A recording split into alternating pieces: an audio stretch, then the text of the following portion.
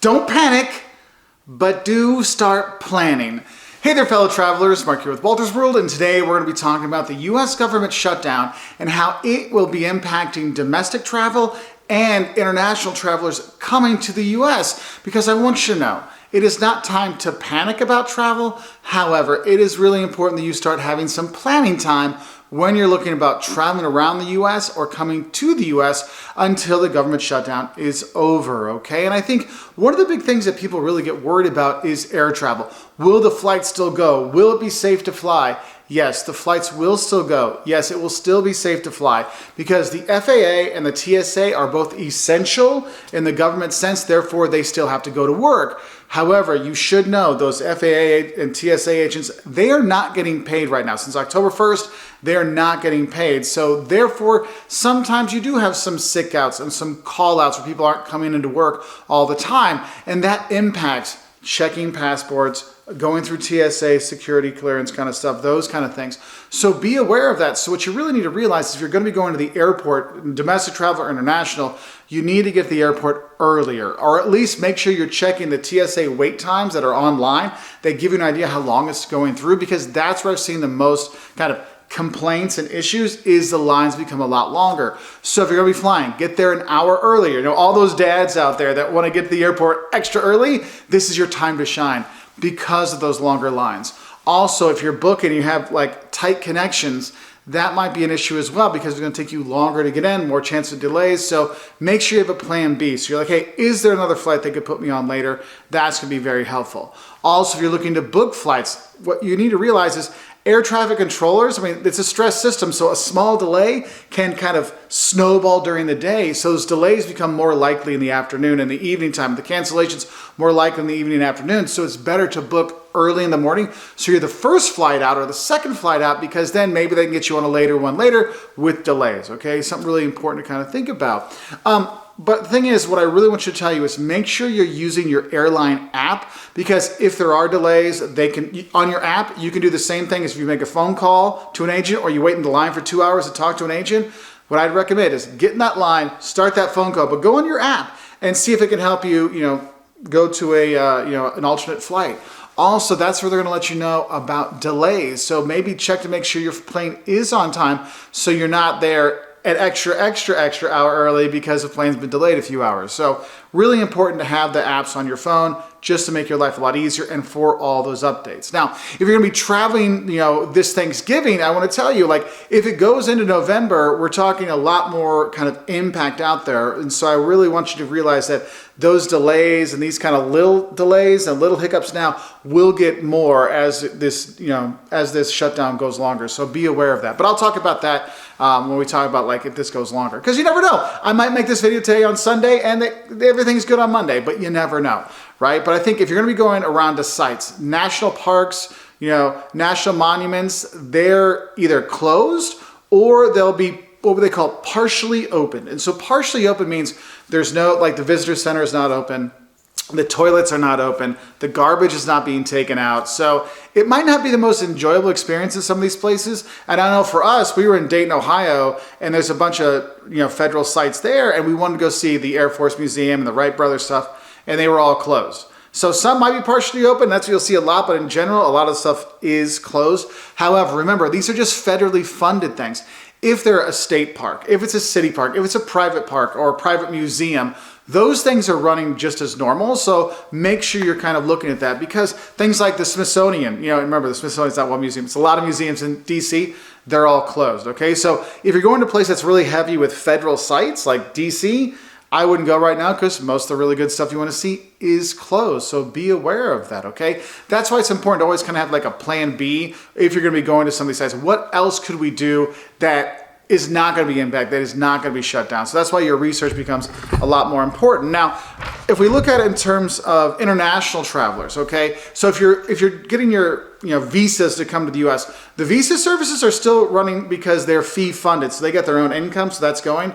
Though I will say the visa processing will take longer because, again, sick outs, call outs, these kind of things. So be aware of that. And if you're looking to get a passport, if you're here in the US, those things, again, are slowing down a bit. So make sure you're checking your passport. If you need a new one, don't wait to try to get that passport. Start the process earlier, because They are still processing, it's just a lot slower. And when things start going again, they're gonna process in the order that they receive them. They don't go, oh, this just came in, we'll do that. No, we have to get the people from October 1st first, and then we go through that. So it's better to get your stuff off sooner rather than later, even though there's longer lines. So what happens if this drags on? Well, if this drags on, those long TSA lines, long custom lines, they're gonna get longer. So you're gonna need more connection time in between, more of a buffer time between flights or to get in. You're gonna see more flight cancellations because of this, because we just can't get the people through. So cancellations will be going on. Also, there'll be training freezes. So those new, the tower, they need more people working in the towers. That training freezes, so therefore we don't have as many new people coming in, so more delays that way. The visa and passport backlogs get longer and longer, so be aware of that. I mean, travel won't stop, but believe me, it'll get less predictable than we're used to, because usually you can figure, oh, if I'm taking this flight, it's usually about 15 minutes later. This one, now you're not going to really know. But that's the things goes longer, okay? So what can you do? What can you do as a traveler to kind of mitigate some of these things? One, arrive early. Get there early for your flights, okay? Because you want to have that breathing room to get in there. You want to have that.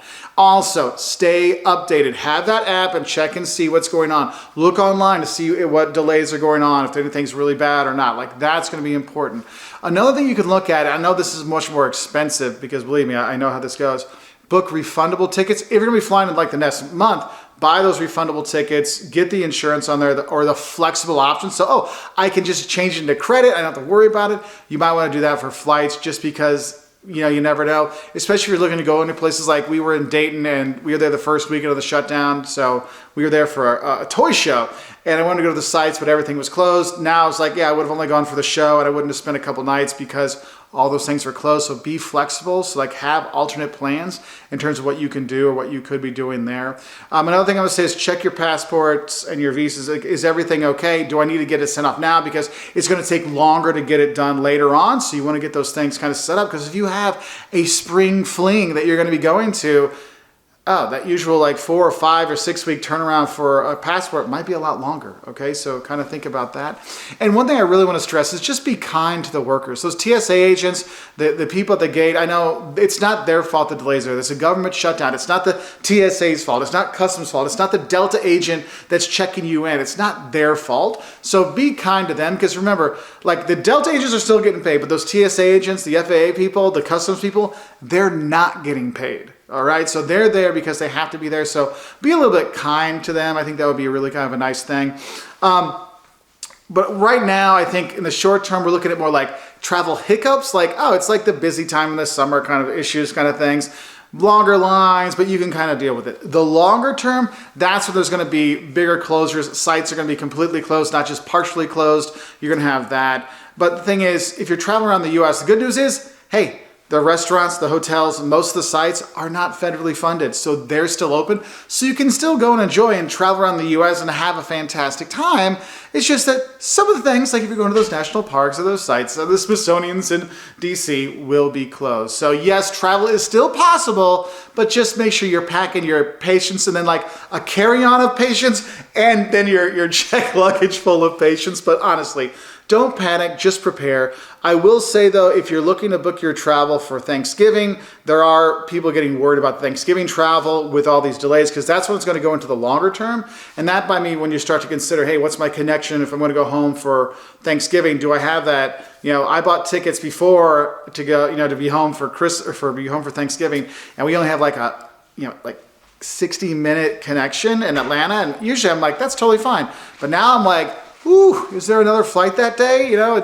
It's one of those things you really need to kind of consider. But what I'd like you to do is just help others out. Tell us about your experiences, good and bad, going on. Give support to your TSA, FAA people that are there because they're working for free. And be kind to each other when you travel. Because yes, the government shutdown really does suck for travelers and people and normal everyday people too outside of travel. But I just wanted to give you a rough idea of what to expect when you're going to be flying and how you can kind of mitigate some of these things. Because honestly, I didn't think this was go this long, so I didn't make a video about this sooner. But since we're in day like 18, 19 of it, I thought it was time to make a video to help travelers know what to expect. Anyway, I wish you happy and as least amount of stress traveling as possible, everybody. Bye from here in my living room. Bye.